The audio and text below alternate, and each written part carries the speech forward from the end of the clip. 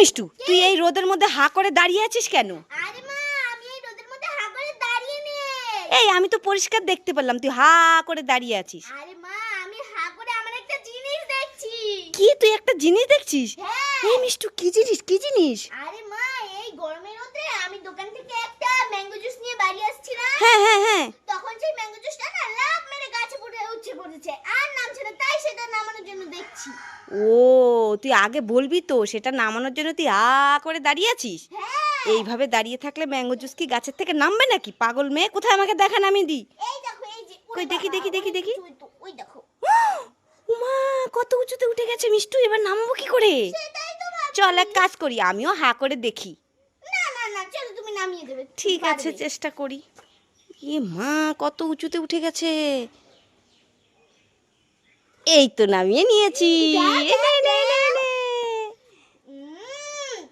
অনেক টেস্টি, অনেক টেস্টি। আমার মায়ের জন্য সবাই লাইক করো।